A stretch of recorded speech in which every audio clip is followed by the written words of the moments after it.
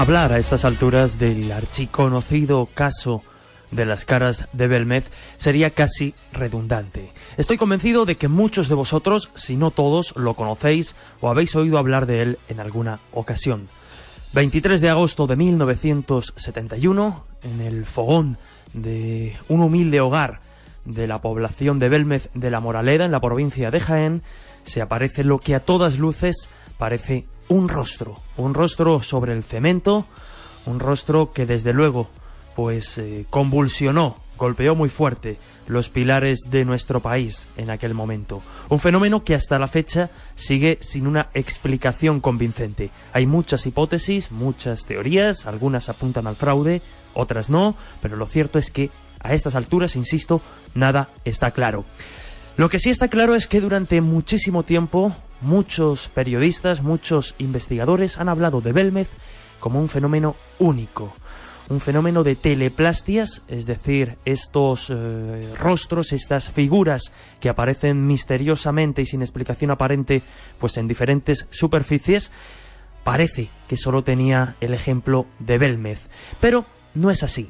Y esta semana en El Dragón Invisible lo vamos a comprobar con un investigador que ha recogido casos de hace siglos, casos más recientes, casos incluso contemporáneos a Belmez, que son muy parecidos. Lo vais a ver, lo vais a comprobar y desde luego os vais a sorprender, porque, insisto, porque hasta el momento, cuando se pensaba que Belmez era un fenómeno único, resulta que no. Y no solo eso, sino que hay decenas y centenas de casos de estas características. ¿Os apetece un viaje para conocer un fenómeno desconcertante desde otra perspectiva? Pues bienvenidos a El Dragón Invisible. Comenzamos. Hola, soy Mulder, Fox Mulder, y quiero que sepas que cada semana escucho El Dragón Invisible con Jesús Ortega en Radio Castilla-La Mancha.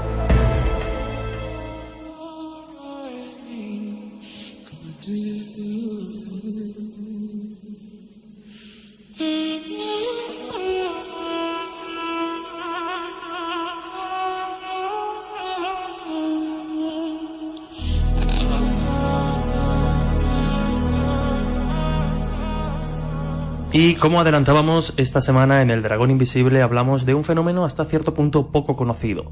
Un fenómeno que popularmente podríamos denominar como las otras caras de Belmez, las otras teleplastias. Y para ello tenemos a un investigador que ha trabajado el tema desde luego desde una perspectiva diferente y muy poco habitual, ¿no, David? Bienvenido. Bien hallado, Jesús. Pues efectivamente, temazo, y de hoy yo creo que la gente se va a sorprender por lo absolutamente desconocido que representa, ¿no? Y tenemos a alguien como Chris Obeck, que siempre es un honor contar con su sabiduría, su sapiencia y sobre todo toda la información que maneja. Es una especie de iPad con patas, como yo le llamo. Chris, ¿qué tal? ¿Cómo estás? Hola, ¿qué tal? Muy bien, gracias. Chris Obeck es autor junto a Juanjo Sánchez Oro del libro Oparts, editado por Luciérnaga, también junto a Jesús Callejo del libro Viajes Inexplicables, y hoy, como veis, como escucháis, está aquí para hablarnos de un fenómeno completamente desconocido, las otras teleplastias. Y nos llama la atención, Chris, de primeras, el hecho de que alguien tan interesado en el fenómeno OVNI se decante o decida investigar este tipo de fenómenos. Bueno, la verdad es que tengo que confesar que originalmente el tema de las caras de Belmez me resultaba muy poco interesante. Primero porque suelo estudiar misterios históricos más antiguos y las caras de Belmez son de 1971, igual que yo. Y me parecía una tontería bastante grande que apareciesen caras en el suelo de una cocina, ¿no? Y por casualidad fui a Fuengirola para ver una conferencia del escritor Luis Mariano Fernández Pimentel acerca del tema de las caras de Belmez. Y él contó la historia de siempre que todos conocemos. Y es que una cara apareció en el fogón, en el suelo de María Gómez Cámara, en su casita en Belmez de la Moraleda. Nadie sabía cómo había llegado allí, y cuando se convirtió en atracción para todos los curiosos de la zona, decidieron destruirlo a martillazos.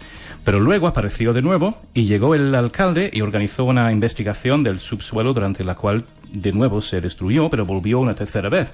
Y esta vez acompañada de más retratos de personas desconocidas. Se hizo famoso en toda España, llegaban autobuses llenos de turistas para verlo, se implicó la iglesia y posiblemente el gobierno también, y allí siguen todavía, en la Casa Museo del Pueblo, donde incluso se ha abierto un centro de estudios con dinero de la Comisión Europea. Y ya hay una segunda casa con caras más numerosas, pero menos convincentes, hay que decirlo. Y bueno, cuando estuve en esta conferencia, llegó la sesión de preguntas del público y levanté la mano. Yo quería saber si después de tantísimos años de investigación alguien había topado con algún caso anterior o de otro país, algo que significaría que Belmez no era un caso tan aislado. Al final, otra persona le hizo la pregunta. La contestación de Luis Mariano y los demás era que Belmez era único. Llevaban 44 años sin encontrar ningún caso parecido. Y era un fenómeno made in Spain y sin parangón. Pero yo no estaba tan convencido porque en mi bolsillo llevaba un corte de periódico de otra época y otro país que me resultaba sospechosamente parecido al caso Belmez. No sé si te refieres precisamente al recorte de 1903, un recorte de prensa que ya habla de un caso similar a Belmez, podríamos decir. Sí, pues este fue el primer recorte que encontré. Me habían dicho que no había más recortes, ¿no? No había más historias parecidas al caso Belmez y yo, pues por casualidad, había encontrado uno. Y bueno, esta historia se publicó el 6 de noviembre de 1903 en Kansas, pero iba de un fenómeno que había sucedido en una casa de Pensilvania. Y pone lo siguiente, muchos fenómenos extraños se presentan en el momento de la muerte de algunas personas, pero el más extraño de todos, y uno que ha sido presenciado por cientos de personas, sucedió recientemente en la casa de Simon Fisher en Shamokin, Pensilvania. En las paredes de la casa del granjero Simon Fisher están los rasgos faciales exactos de su hija fallecida y su hijo, y cada uno apareció en la pared cuando murieron. Hace 6 años, la hija de 18 años de edad del señor y la señora Simon Fisher, que residen en una granja cerca de Rebuk, fue consumida por una enfermedad peculiar. Sufría terriblemente desde hace meses, pero a pesar de esto, ella se mantenía alegre y luchó valientemente contra la muerte. Con el avance de su enfermedad, el dolor de los padres se hacía insoportable y no podían consolarse. Un día, mientras la familia se reunió alrededor de la cama de la niña que moría, rezando por su recuperación, una extraña luz llenó la habitación. Hubo una pausa en las oraciones, pero la luz se desvaneció tan rápido como había aparecido. Mientras contemplaban el techo, apareció allí la imagen exacta de la niña que moría.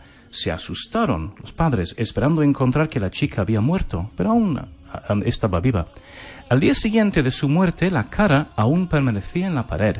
6 años después, su hermano cayó enfermo también y justo antes de morir, su perfil apareció en la pared, mientras que en el techo la imagen de la cara de su hermana aún seguía plasmada. El joven dijo que estaba a punto de morir y se resignó a su destino. A última hora de la tarde falleció pacíficamente. Las imágenes de ambos hermanos permanecen en el techo y en la pared, respectivamente. Muchas personas han viajado muy lejos hasta la granja Fisher para ver los fenómenos extraños, pero nadie ha sido capaz de explicarlos. La familia ha dicho que no quiere que desaparezcan las caras.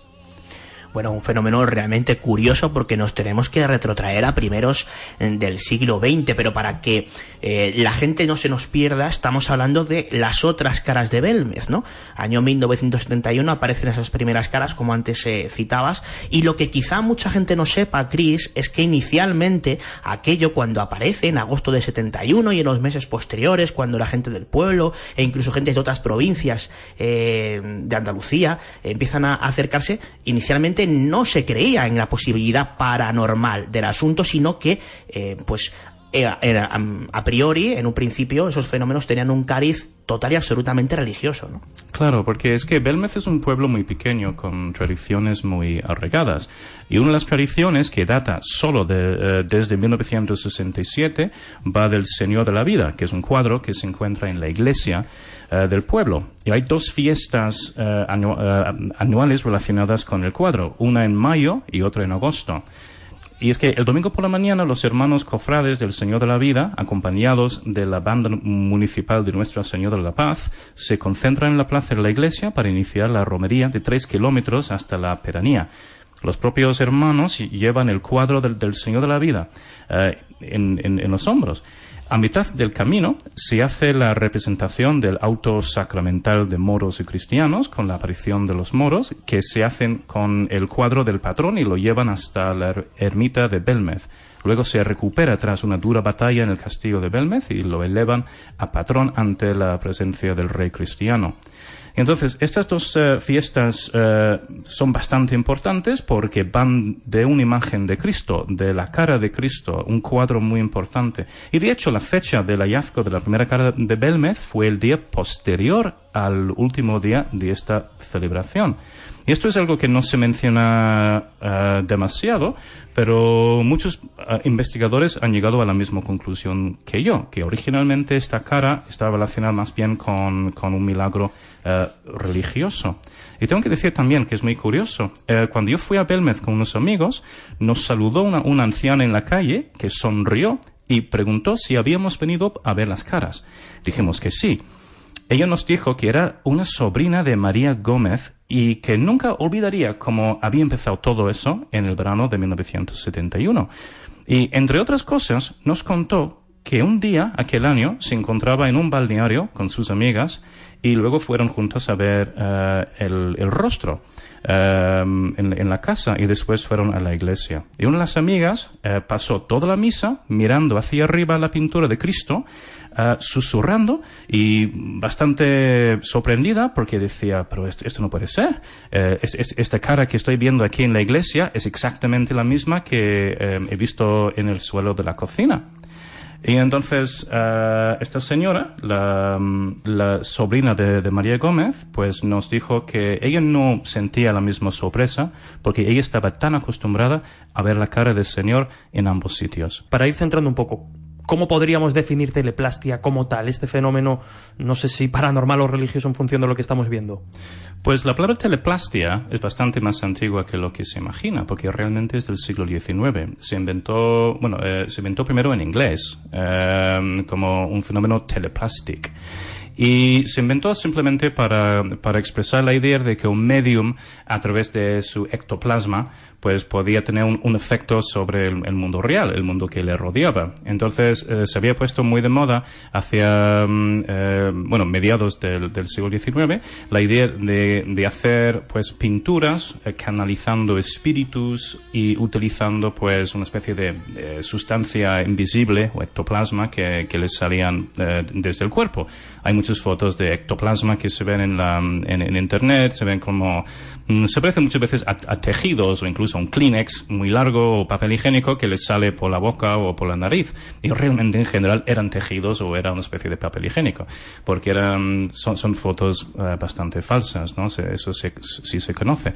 Pero el hecho es que se inventó este término para describir esta acción que tenían los mediums para mover objetos o para pintar o para dibujar sin tener que tocar el instrumento en sí. Y entonces, pues, esta palabra, pues, se introdujo en español, pues, a principios del siglo XX y se olvidó y se ha recuperado específicamente para describir el efecto Belmez, porque se imaginaba que la dueña de la casa era una especie de medium a través de la cual actuaban los espíritus. Desde luego, como dices, el término teleplastia comienza a conocerse sobre todo a partir de las caras de Belmez. Sin embargo, tal y como decíamos, hay caras, por decirlo de alguna manera, hay teleplastias en España antes de Belmez. Citábamos antes uno concretamente de aquí, de Castilla-La Mancha, el Cristo de Villalba, en Villalba del Rey. Quizá no sea una teleplastia, pero ahora cuando lo exponga, pues puedes añadir lo que consideres, Chris. Se trata de pues como el propio nombre indica, de un Cristo que, bueno, pues un indigente, un pobre, pinta en una casa como agradecimiento a la familia por haberle dejado pasar la noche en su hogar, y a partir de ahí pues se le atribuyen a ese Cristo, como digo, en Villalba del Rey, en la provincia de Cuenca, capacidades milagrosas. Dicen incluso que en Semana Santa determinadas tonalidades de ese cuerpo cambian de color y se vuelven de un rojo más intenso, pues aprovechando la pasión y las heridas de Cristo, y también, como digo, se le atribuyen algunos milagros. Pero insisto, hay más caras de Belmez, por decirlo de alguna manera, para que todo el mundo lo entienda, más teleplastias en España, incluso anteriores a Belmez, ¿no? Claro, porque todo este tema me impulsó a buscar más ejemplos en España, que es una cosa que no se había hecho antes, o yo creo que no, por lo menos, porque parece que ninguno de los escritores que han hecho libros sobre este tema los conozcan. Hay una teleplastia, por ejemplo, de los años 30, que se parece muchísimo a la de Belmez, y esta imagen fue pintada en la cocina de un bar en Cádiz por un soldado en la guerra civil que también pintó una gitana. Voy a llamarlo teleplastia, pero se sabe que lo había pintado él. Pero el hecho es que luego se pintó la pared, desapareció, y después de un tiempo pues volvió a aparecer la imagen de Cristo en la pared. Entonces se interpretaba como una imagen religiosa. Para hablar de teleplastia, Chris, debe haber, o es necesario que se produzca de manera, digamos, sobrenatural, o que aparezca de manera extraña o milagrosa, o por ejemplo, como en el caso de este pintor, en el caso del Cristo de Villalba, o el caso que acabas de comentar, ¿el hecho de que lo pinte alguien ya lo invalida como teleplastia? Pues ahí está el problema, porque el tema de las imágenes sobrenaturales es bastante antiguo.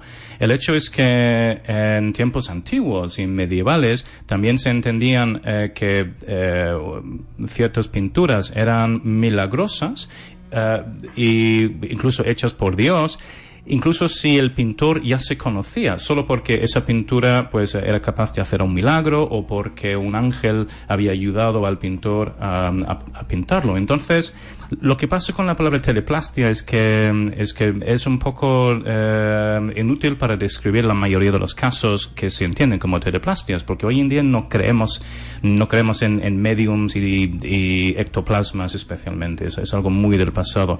Entonces, por eso yo prefiero utilizar un término distinto que he acuñado para el libro, que es básicamente graffiti sobrenatural.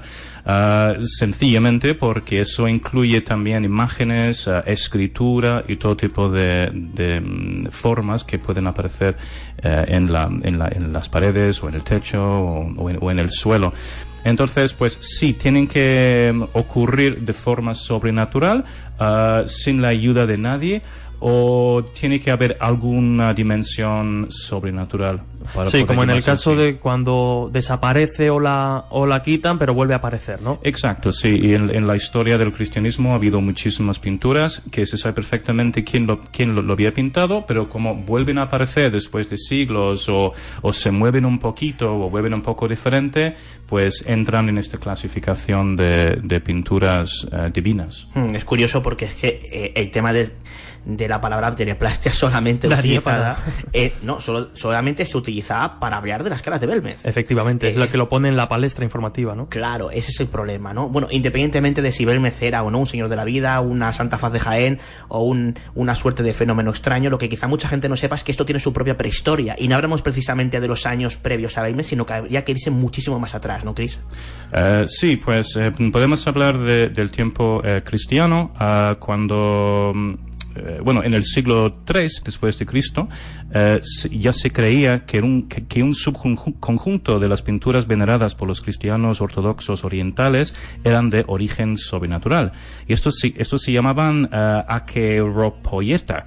Y ya, es que me cuesta mucho decirlo en español y en inglés también, porque es una palabra griega muy, muy compleja. No, pero te admitimos el esfuerzo, ¿eh? Ha estado muy vale, bien. Pues mira, te digo cómo se escribe si quieres, pero básicamente se pronuncia Akeropoieta. Sí, señor. Yo ya me la sé. Sí, ¿no? Sí, sí. Y la idea es que eran pinturas, eran imágenes no hechas con manos humanas, sino por Dios o a través de Dios o a través de los ángeles, los santos, etcétera. Y entonces, pues la cara de Belmez encaja perfectamente en esta categoría. Titular, las caras de Belmez son anoenopolletas, o cómo se llama esto. Algo muy parecido, sí. Casi que nos quedamos con teleplastia, ¿eh? No me obligues a decirlo otra vez, pero sí. Y entonces, pues, de todos modos, esto es un tema bastante polémico porque tanto en el Antiguo como en el Nuevo Testamento se supone que se prohíbe hacer imágenes de Dios o de Cristo, la Virgen, etcétera. Pero hay denominaciones religiosas donde permiten hacer imágenes de los dioses y otras que no.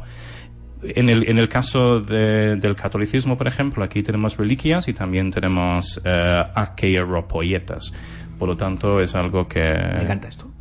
que se encuentra bastante en el cristianismo europeo. Y realmente sí que toda esta práctica, toda esta creencia, pues empezó sobre el siglo III después de Cristo.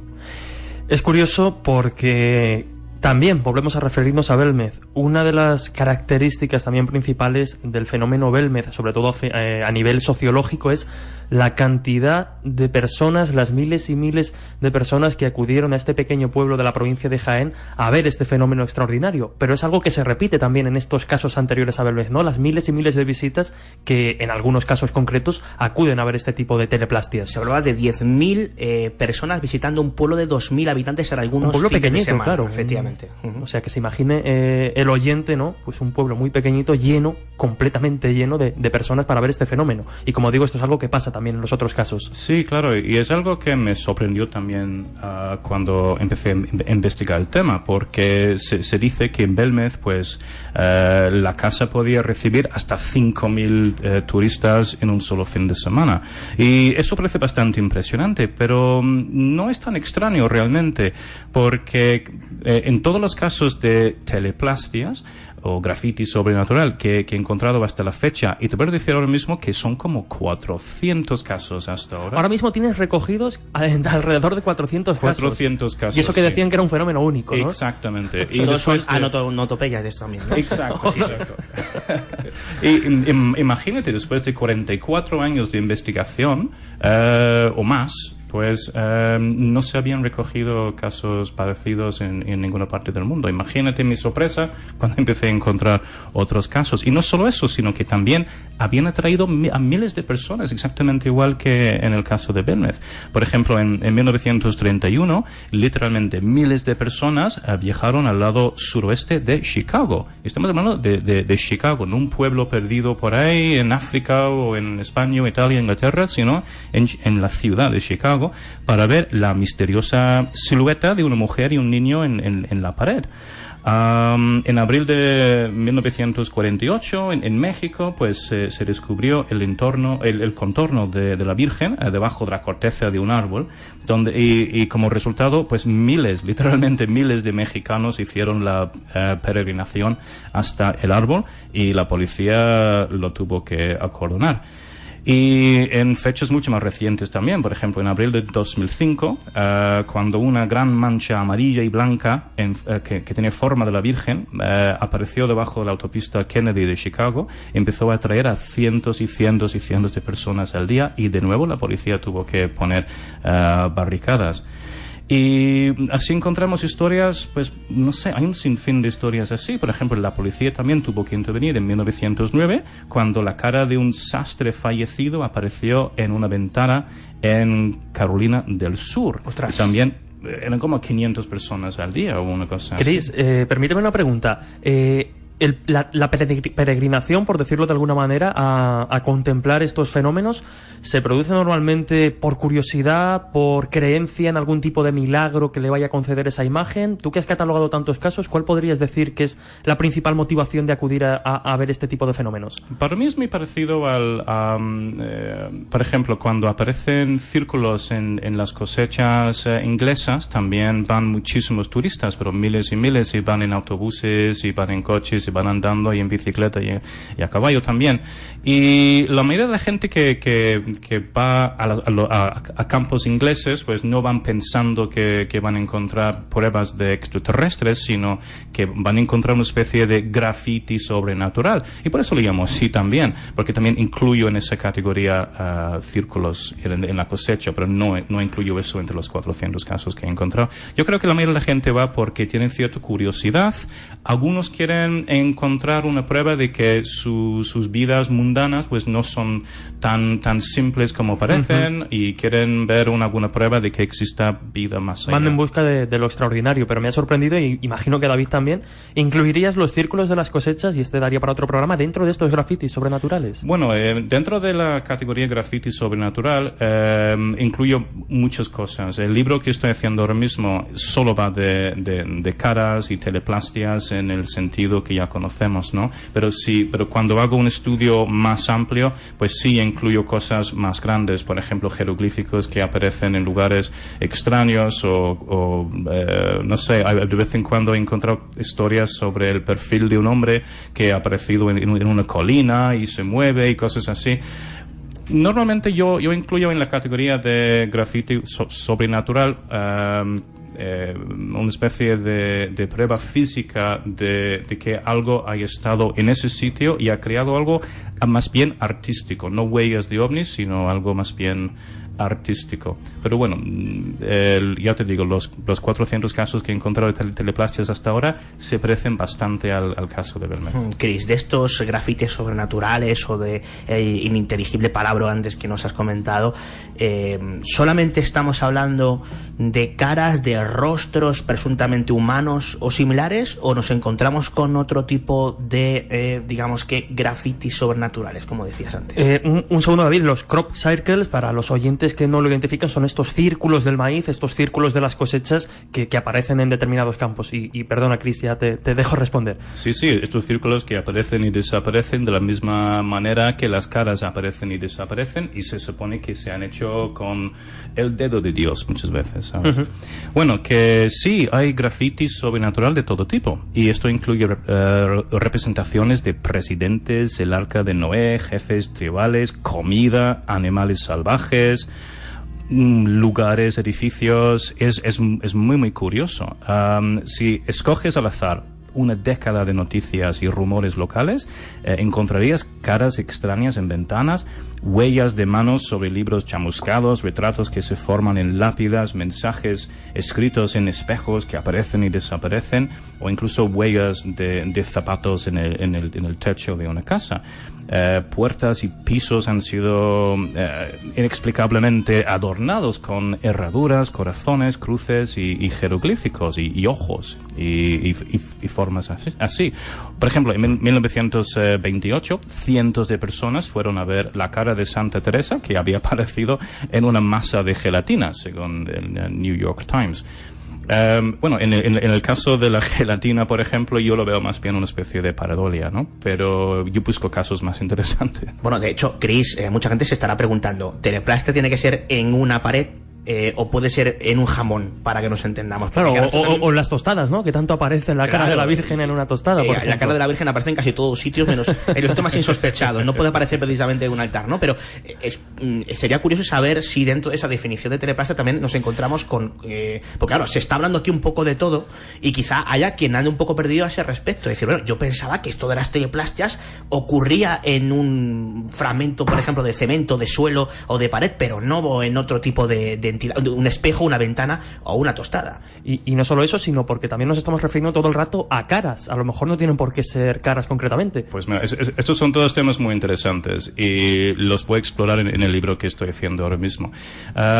Por supuesto, hay que distinguir entre formas extrañas que se parecen un poco a una cara, por ejemplo, la cara en Marte, que se parece a una cara en algunas fotos, desde algunos ángulos, y caras más bien pintadas, que se han encontrado en ventanas, techos, paredes, bueno, por todas partes, en tejados y chimeneas incluso, que tienen pelo y ojos y nariz y son y son representaciones del cuerpo humano. Entonces, yo exploro este tema, pero realmente cuando yo hablo de teleplastias, pues intento solo fijarme en casos realmente extraños como las caras de Belmez. Y el hecho es que aparecen en lugares bastante curiosos. Aparecen, por ejemplo, en artículos comunes que tenemos en casa. Por ejemplo, según un periódico de Indiana, en 1913, la cara de un niño había aparecido en una hoja de afeitar y no podía borrarse. Y según la historia, bueno, te voy a contar lo que pone el periódico. Pone, hace un año, en octubre, la hija de dos años del señor Murdoch murió después de estar enferma solo unos días. El domingo pasado, cuando el señor Murdoch cogió una navaja para afeitarse, vio una cara en la hoja y al mirar más de cerca le dijo a su esposa que se veía la cara de su bebé fallecido. La señora Murdoch también pudo ver la cara y ella también afirma que es una semejanza exacta del bebé que murió hace más de un año. Llamaron a algunos de los vecinos para enseñárselo y afirmaron ver exactamente lo mismo. Y esta cara no se borraba con agua, de hecho con agua se volvía cada vez más visible. La señora Murdoch dijo que esta situación, esto es lo más extraño para mí, la señora Murdoch dijo que esta situación le recordaba a uno que había vivido su tío, Henry McCrae, quien había visto el rostro de su padre y su madre fallecidos en la hoja de un cincel que él poseía. Luego, 3 semanas más tarde, él también murió. Y entonces estamos hablando de familias que dicen haber visto las caras de fallecidos incluso en objetos cotidianos. Por supuesto, me interesan mucho más las caras que aparecen en el suelo, en el techo y en las paredes, igual que Belmez. Pero el hecho es que se han hablado siempre de caras apareciendo en lugares muy extraños. Y normalmente, Chris, estas caras, lo hacías inciso ahora, ¿no? Suelen ser o corresponder a seres fallecidos o a seres religiosos. Sí, exactamente. Es una característica, ¿no?, de este tipo de casos. Chris, te voy a hacer una pregunta incómoda, pero me parece que antes tenemos que hacer una pausa, ¿no, Jesús? Efectivamente, porque nos quedan muchas cosas que tratar, teleplastias que no son caras famosas, en fin, muchos temas. Pero hacemos una breve pausa y continuamos contigo enseguida, Chris.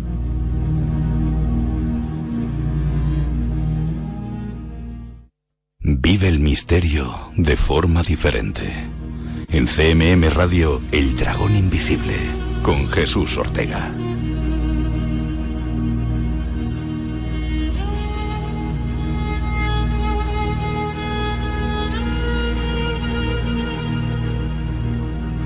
Continuamos en El Dragón Invisible, en Radio Castilla-La Mancha, en esta ocasión abordando un fenómeno desde luego bastante interesante y curioso. Siempre se ha hablado de las caras de Belmez, esos rostros que aparecieron en el fogón, en el suelo de una casa de un humilde pueblo de la provincia de Jaén, y siempre se ha vendido o se ha hablado de este fenómeno como un fenómeno único. Esta semana, con el investigador Chris Obeck, estamos viendo que no, que hay muchas más teleplastias repartidas a lo largo del tiempo y a lo largo y ancho de nuestro mundo. Pero nos quedábamos antes con nuestro compañero David, que se ha quedado con una pregunta bastante incómoda para nuestro invitado, así que lánzala, David. Bueno, no sé si será bastante incómoda, pero tengo que hacértela. Estamos hablando, creo que es interesantísimo, de todo tipo de apariciones, de no solamente rostros, sino de enseres, animales, cosas. Mucha gente que nos está escuchando puede pensar, bueno, pero ¿qué relación tiene esto, por ejemplo, con las imágenes que aparecen en Belmez? Por la sencilla razón de que las imágenes aparecidas en Belmez, al menos las primeras de ellas, son claramente imágenes muy definidas y casi que de forma indiscutible podríamos afirmar que son caras, independientemente de si han sido pintadas por una mano humana o de otro lado. La pregunta es, ¿hasta qué punto estas presuntas teleplastias o grafitis sobrenaturales, como tú los llamas, hasta qué punto no son pareidolias claras y definidas como tales y tienen o no relación con caras absolutamente definidas como las primeras que aparecieron en ese pequeño pueblo de Jaén al que nos estamos refiriendo durante todo el programa? Sí, pues es una pregunta muy interesante que también exploro en el libro que estoy haciendo, y yo me he empeñado en recoger solo casos de caras bien definidas y bien pintadas incluso, donde se ve perfectamente que es una persona, ¿no? Y que donde alguien lo ha hecho. Muchísimos casos, la mayoría de los casos que he recogido son muy parecidos a las caras de Belmez. Te voy a contar uno, por ejemplo. En 1906, en Georgia, una familia se despertó una mañana y encontraron una cara en la pared de uno de los dormitorios. Y era una cabeza enorme, calva, con ojos, nariz y todo lo demás, y por debajo de esta cara se veía pues otras cosas como mujeres con bebés y estas cosas, ¿no? Y entonces esta familia decidió hacer una cosa bastante curiosa. Pagaron a unos obreros para que viniesen a recortar este trozo de pared y poder llevarlo al museo. Y entonces, al Museo de Atlanta. Y entonces, pues llegaron unos obreros con sierras, sacaron este trozo de pared, lo metieron en un carro, lo llevaron hasta el museo y lo pusieron en una especie de plataforma con una especie de cartel al lado que ponía: si alguien es capaz de resolver este misterio, le pagamos $1,000. Y había un saco de dinero en el suelo al lado del cuadro que ofrecían a cualquier persona capaz de resolver el misterio. Y decían, pues, bueno, había gente que decía, esto tiene que ser una mancha de humedad, pero no podía ser porque se parecía demasiado a una cara. Y otra gente decía, esto es por alguna sustancia química que habéis utilizado, pero se hizo una prueba y tampoco encontraron rastro de esto. Y es interesante porque en el periódico, bueno, en los periódicos donde apareció esta historia, pues, y esto es claro que son 70 años antes, bueno, 65 años antes de Belmez, pues se ven fotos no solo de la cara en la pared, sino de los obreros recortándolo, metiéndolo en un carro y llevándolo al museo. Se ve en cada momento, cada fase de este proceso. Se ve perfectamente la cara y nadie pudo resolver el misterio. Entonces, esto es muy parecido al tema de Belmez, no solo por ser una cara en una pared, sino que todo el mundo decía, pero bueno, esto tiene que ser pintado. Y lo analizaron y no. Y esto tiene que ser con alguna sustancia química. Y lo mismo de nuevo. Chris, me pones la siguiente pregunta en bandeja de plata. Hablas de que incluso se ofreció un premio por intentar resolver este misterio. Sin duda, una de las grandes polémicas, y David lo sabe bien porque ha investigado el tema profundamente, sin duda una de las grandes polémicas de Belmez es precisamente qué son o cómo aparecen esas caras, porque se ha dicho mucho, se han propuesto muchas hipótesis, pero en el fondo a día de hoy nadie sabe cómo se han hecho. ¿Se ha hecho alguna investigación en todos estos casos que has recogido de teleplastias? O en alguno de ellos, porque o en alguno, efectivamente, ¿no? Más de 400 es muy difícil. En alguno de estos casos, una investigación seria que haya llegado a determinar cómo apareció esa cara. Y te amplío la pregunta un poquito más. En alguno de estos casos también ha habido evolución, por ejemplo, porque es otra de las características de Belmez, ¿no? La evolución de esas caras, el cambio de esas caras con el paso del tiempo. Sí, es súper interesante porque si haces una lista de los paralelismos entre Belmez y estos casos, encuentras lo mismo, ¿sabes? Y entonces, pues, de vez en cuando hablan de caras que se mueven, figuras humanas pintadas que empiezan a moverse. Un día tiene el brazo más levantado que el día anterior, o ojos que miran hacia un lado o hacia otro lado. Y entonces, pues, los dibujos se mueven de la misma manera, incluso, pues, van de una pared a otra. Luego, pues, otra característica es que en el caso de Belmez, a veces se ha hablado de intentar quitar una imagen, aunque sea a martillazos o con lejía, que es lo que ocurrió en la casa de Belmez también, y no se podía borrar, o volvía enseguida. Exactamente lo mismo se cuentan en todos estos casos.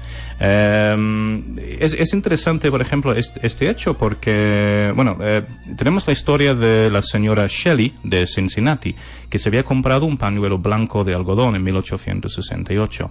Y a lo largo de los años se lavaba docenas de veces, se reutilizaba, hasta que finalmente se la dio a su hija como un trapo para su pizarra de escritura. Una mañana de agosto de 1871, la muchacha limpió y planchó el paño, pero se dio cuenta de que todavía estaba sucia. Lo lavó de nuevo y lo secó, pero encontró que la mancha se había vuelto más brillante que antes y haber asumido la forma y características de un rostro humano, el rostro de una mujer hermosa. Y lavarlo solo hacía que la cara se destacaba más. Se veían los ojos, las cejas, el pelo, un collar, llevaba un corpiño adornado con encajes. Alguien dijo que se trataba probablemente de una fotografía espiritual, así que la señora Shelley se puso a buscar fotos de amigos y familiares difuntos para identificar al fantasma, pero ninguno se parecía a la enigmática mujer en cuestión. Entonces la familia concluyó que la casa estaba ocupada por espíritus invisibles y que era la obra de una mano invisible, dijeron, para ojos terrenales.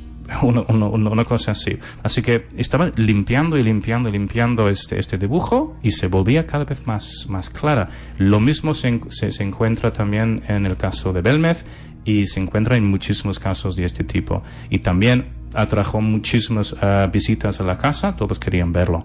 Las similitudes no paran allí con estos ejemplos, pero es que son cientos de similitudes súper interesantes. Y tú, Chris, también has investigado pues un par de casos que han tenido lugar también en nuestro país. Los comentábamos al principio, pero no los hemos desarrollado, digamos, como es debido. Casos de este tipo anteriores a las caras de Belmez. Incluso hay que remontarse a 1919, si no nos fallan los datos, ¿no? Pues sí, porque encontré un recorte muy interesante del periódico Correo de la Mañana de Badajoz, del 1 de septiembre de 1919, y va de una aparición misteriosa, o así se titula el artículo, y básicamente va así. Un señor que se llamaba Ernesto de la Gala se despertó un día y encontró una cara en la pared, pintada, dijo, con sangre, la cara de Cristo. Y entonces, pues, llamó a un periódico, habría viajado hasta ahí, o le habría mandado una carta, en 1919, para que viniera un periodista para echar un vistazo y hacer un informe para el periódico. Y llegó alguien y lo miraron todos y dijeron, pues mira, esto sí es una cara y esto sí es muy extraño. Y hace unos meses, la primera semana de mayo, estuve en este pueblo que se llama Granja de Torre Hermosa, en Badajoz, y durante 4 días hablé con todos los ancianos del pueblo y todos me ayudaron a localizar esta casa y pude entrar en la casa al final. Y lo curioso es que en este pueblo habían olvidado colectivamente que esto había sucedido, lo cual tampoco es tan extraño porque el pueblo se relaciona más bien con el fusilaje de muchas personas en la guerra civil, y entonces se había olvidado este misterio de 20 años antes. Pero el hecho es que pude localizar la casa de Ernesto de la Gala, entré, la dueña de la casa dijo pues que ella tenía mucho miedo de utilizar esta habitación que normalmente no se usaba debido al fantasma o debido a la cara que había aparecido en la pared. Es decir, que la dueña de la casa conocía el caso, pero el resto del pueblo lo desconocía o que lo había olvidado. Y más o menos entendí, pues, ella tampoco quería que todo el mundo se enterara de que existía este fenómeno en su casa, pero pues entonces fue un poco tarde porque se lo había contado a todo el mundo y hasta la concejala me ayudó a localizar la casa. Y es interesante también porque la fecha que había aparecido la cara en la pared, pues era exactamente el mismo día y el mismo mes que años después, en la guerra civil, fusilaron a la familia, la gente que residía en esta casa, contra la pared. Y entonces, pues, hay un misterio añadido allí, ¿no? Por la fecha. Pero bueno, estoy explorando todavía esta historia. Uh-huh. Me recuerda además, precisamente, insisto, ¿no? Este Cristo de Villalba, al que también se le atribuyen milagros relacionados con la guerra civil, y además aparece por esa época, ¿no? Esta casualidad de figuras parecidas en una época parecida, desde luego es digno de estudio. Pues sí, hablando de casualidades, pues mira, cuando estuve viviendo en Motril, empecé a hablar con los vecinos porque quería saber si el fenómeno de las caras en casas existía fuera de Jaén y si eran anteriores a Belmez. Así que pasé varios meses hablando con todos los vecinos y al principio no encontraba nada. Y entonces un día pude hablar con el historiador local Manuel Domínguez, que es conocido en la ciudad. Él me contó que hubo un caso en Motril en los años 60 en un piso moderno. Él mismo fue a verlo, pero no pudo acercarse lo suficiente por toda la gente que estaba en el salón de la casa. Decían que era la Virgen de la Cabeza, que era la patrona de Motril. Y, bueno, solo había aparecido la cara. Hubo muchísimo interés durante un mes y la gente dejaba muchos rosarios, pero cuando un periodista quiso redactar un artículo para la prensa local, intervino alguien de la iglesia y lo prohibió. Y esto fue en 1966, 5 años antes de Belmez. Pero lo que más me asombró fue que ocurrió en una calle justo detrás de la mía. Yo había estado dando vueltas buscando teleplastias en toda la región y la más interesante había ocurrido al lado del supermercado donde yo iba todos los días. Bueno, Chris, estamos hablando en todo momento de apariciones presuntamente anónimas, pero por ejemplo en Belmez se apareció presuntamente la cara de Valle Inclán y hay quien dice que incluso la cara de Francisco Franco. No sé si tú has recogido casos parecidos de personalidades famosas que se hayan podido manifestar presuntamente en forma de graffiti sobrenatural. Pues mira, muchas veces me pregunto qué habrían pensado en Belmez si hubiera aparecido la cara de un político o un rey fallecido en el fogón. Y esta pregunta no es tan absurda como parece, porque en el año 2013 unos trabajadores en un nuevo túnel de metro en Caracas dijeron por lo menos, un retrato del fallecido presidente venezolano Hugo Chávez. Y no estaba pintado, sino que estaba en la propia roca. Perdón. Ay, me he quedado sin voz. Nada, tranquilo. Bueno, mira, aprovecho, Chris. Cuando termines de esta explicación de Hugo Chávez, te preguntaré por lo del mapa y los números y terminamos por cuestión de tiempo, ¿vale? Fenomenal. Perfecto. Voy a decir eso otra vez, ¿vale? Pues a veces me pregunto qué habrían pensado en Belmez si hubieran... perdón. A veces me pregunto qué habrían pensado en Belmez si hubiera aparecido la cara de un político, un rey fallecido en el fogón, en lugar de la cara de Cristo. Y la pregunta no es tan absurda como parece, porque en 2013 unos trabajadores en un nuevo túnel de metro en Caracas encontraron un retrato del fallecido presidente venezolano Hugo Chávez. No estaba pintado, sino estaba en la propia roca. Uno de los hombres tomó una foto con su teléfono móvil y se lo mandó a Nicolás Maduro, el sucesor de Chávez, que comentó que probablemente Hugo Chávez estaba allí pues vigilándoles y que había aparecido ya en forma de pájaro en un momento dado, así que tampoco le extrañó demasiado que la cara de Hugo Chávez había aparecido en el túnel del metro. Bueno, como solemos decir ya a estas alturas del programa, no hay tiempo para mucho más, David, Chris. Lo cierto es que, como has adelantado a lo largo del programa, estás trabajando en un libro que analizará profundamente este fenómeno y estos casos que hemos intentado comentar por encima. No sé si, Chris, quieres adelantar o dar alguna vía de comunicación por si alguien tiene algún dato o alguien conoce en su pueblo algún fenómeno de este tipo. Sí, me encantaría ponerme en contacto con cualquier persona que haya visto algo así en su casa, porque es un supuesto fenómeno que sigue ocurriendo incluso hoy en día. Todavía no tengo ninguna opinión muy fija acerca de ello, pero me pueden encontrar en Facebook fácilmente o pueden mandar un email al programa. Sí, el email del programa, eldragoninvisible@cmmedia.es. Si nos llega cualquier tipo de información, rápidamente te la haremos llegar. Y antes de despedir, por favor, ¿nos puedes recordar el nombre de estas teleplastias prehistóricas?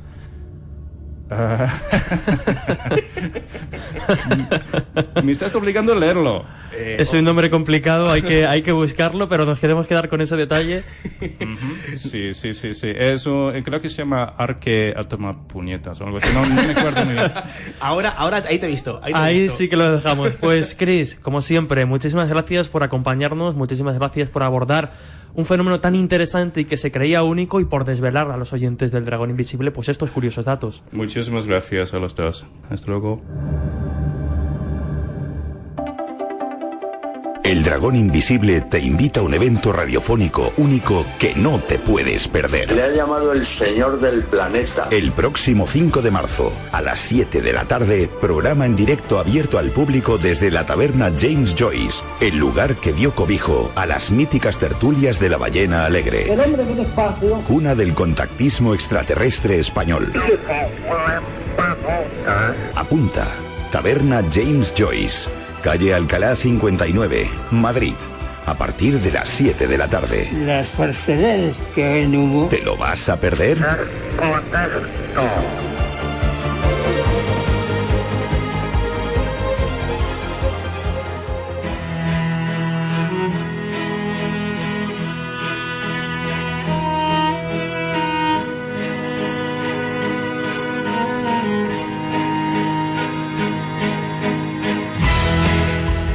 Pues hasta aquí, un programa más, y nos despedimos, como no, con el recordatorio de ese evento que estamos preparando para el próximo lunes 5 de marzo en el pub James Joyce de Madrid, calle Alcalá 59. Será a partir de las 7 de la tarde.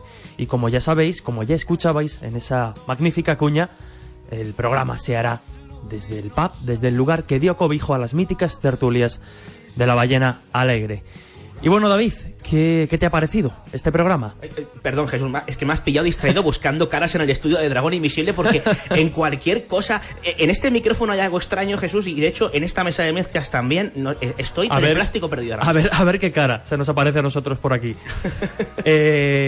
Nosotros, bueno, por mi parte, querría pedir en cierto modo disculpas, porque sé que hablar de teleplastia es un tema tan gráfico en la radio puede resultar complicado, pero creo que el fenómeno, los casos y el ver que, como insistimos, no es un fenómeno único, desde luego merece la pena, ¿no? Y las descripciones de Chris han sido realmente sensacionales, de forma que todos los oyentes de Dragón Invisible hayan podido visualizar esa suerte de grafitis sobrenaturales. Fíjate, David, que voy a intentar, lo vamos a plantear, fíjate, vamos a dar un premio, no sabemos todavía cuál. Miedo me das. A aquel oyente, ay Dios, que nos escriba bien la palabra esta extraña que ha aparecido durante la entrevista y que se utilizaba para definir estas teleplastias. Y le regalaremos el futuro libro de Chris Obeck. Pues mira, lo vamos a hacer. En cuanto salga ese libro, al que nos diga bien la palabra, lo tiene asegurado. Sin más, David, nos escuchamos de nuevo en el Dragón Invisible dentro de 7 días. Muchas gracias. Hasta la próxima.